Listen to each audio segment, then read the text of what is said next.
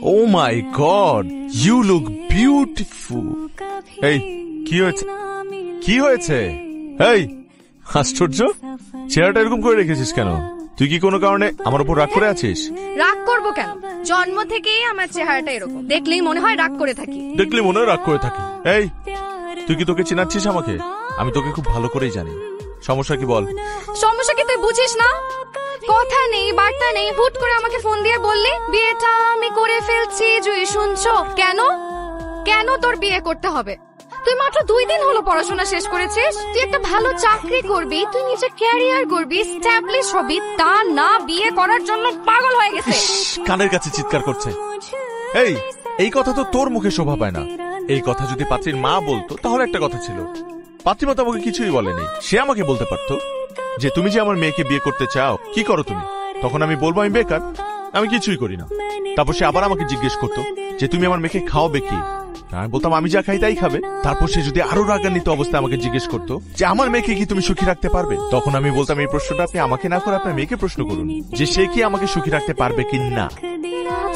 আরে আজবের কি আছে এখানে? বিয়ের যত অ্যারেঞ্জমেন্ট, যত হ্যারাসমেন্ট সব তো আমাকে পোহাতে হচ্ছে। তুই প্যারা নিচ্ছিস কেন? You're a guest, you're a very special guest. No offence. তুই ঢাকা থেকে সুনামগঞ্জ পর্যন্ত আসছিস আমার বিয়ে খাওয়ার জন্য। বিয়ে খাবি, খেয়ে চলে যাবি, ব্যাস। না মানে খাওয়ার সাথে সাথে যেতে হবে না, মানে একদিন পর গেলে হবে। একদিন পরে চলে যাব? একদিন পর তো আমি চলে যাব বোকা। হানিমুনে যাব না? হানিমুন? হ্যাঁ, হানিমুনের ডেটও ফিক্স করে ফেলছিস? শুধু ডেট কেন, প্লেসও তো ফিক্স করে ফেলেছি। মলদ্বীপ যাচ্ছি আমরা। এত তাড়া না? আর তোর সয় না, তাই না? তুই মন খারাপ করছিস কেন? এই তুই তো আবার আসবি, মন খারাপ করার কি আছে? হানিমুনের পর? হানিমুনের পর না, 2 বছর পর আমাদের বাচ্চা হবে না? বাচ্চা রাখিকার অনুষ্ঠান করবো, তখন তোকে দাওয়াত দিব। তোর কি মনে হয় আমি তোর সাথে ফ্রেন্ডশিপ করেছি 2 দিন পর পর তোর দাওয়াত খাওয়ার জন্য? আমি গেলাম, তুই এখানে থাক। যাওয়ার আগে আমি তোকে অভিশাপ দিয়ে গেলাম। কি? তোর আমার বিয়ের মধ্যে কিছু? তোর বিয়েতে যেন খাবারের শর্টেজ পড়ে। আচ্ছা আচ্ছা। আর যারা খাবার খেতে আসবে প্রত্যেকে যেন তোকে ছোট লোক বলে গালি দেয়। তোকে বলবে ছোট লোকের বিয়ে খেতে আসছি। ছোট লোক কোথাকার, ছোট লোক একটা। আমি গেলাম। আরে এত সহজে আমি তোকে চলে যেতে দেব? তুই আমার সবচাইতে প্রিয় বন্ধু, আর বন্ধুত্বের অপর নাম যদি হয় ভালোবাসা, তাহলে আমি তোকে আজীবন ভালোবেসে যাব। আমিও তো চাই তুই আজীবন আমাকে ভালোবাসিস। তুই কেন বুঝতে পারিস না যে আমি তোকে কতটা ভালোবাসি? প্লিজ একটু বোঝার চেষ্টা কর। আর শোন, আমার বুকের ঠিক এই পাশটায় তোকে আমি খুব যত্ন করে আগলে রাখবো। এই পাশে না, এই পাশে। কেন? এই পাশে সমস্যা কি?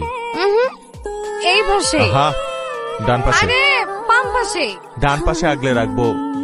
বাম পাশে? আরে বাম পাশে তো তোর ভাবির জায়গা, বোকা নাকি? চল, বাসায় সবাই অপেক্ষা করছে। মা, কি সুন্দর ফুল দিয়ে সাজিয়েছিস। এত ফুল কেন? তুই বুঝিস না এত ফুল কেন? না, বুঝি না, প্লিজ বুঝা। কদিন পর আমার ফুল সজ্জা না, সবাই তো বেডরুম সাজায়, আমি সবার থেকে আলাদা হওয়ার জন্য পুরো বাড়ি সাজালাম। কেমন হলো? ভালো করেছিস। যেহেতু পুরো বাড়ি ফুল দিয়ে সাজিয়েছিস, সেহেতু পুরো বাড়ি ঘুরে ঘুরে ফুল সজ্জা করিস। তুই স্টুপিড, মুখে আজে বাজে কথা বলবি না। হ্যাঁ মা, বান্দরনি নিয়ে আসছি। হ্যাঁ মা, বান্দরের সাথে আসছি। এই বাড়িতে ঢোকার আগে আমি আপনার দোয়া নিয়ে ঢুকতে চাই। তাই এই লক্ষ্মী মেয়েটার জন্য একটু দোয়া করে দেবেন না? আপনার দোয়া নিয়ে আপনার ছেলে বউ হয়ে এই বাড়িতে ঢুকতে চাই। প্লিজ একটু দোয়া করে দিন না মা। আর কেউ না জানে, আমি তো জানি। আমি তোর বউ হয়ে এই বাড়িতে থাকতে এসেছি। যে কটা দিন তোর কাছাকাছি আছি, তোর বউ হয়েই এই বাড়িতে থাক।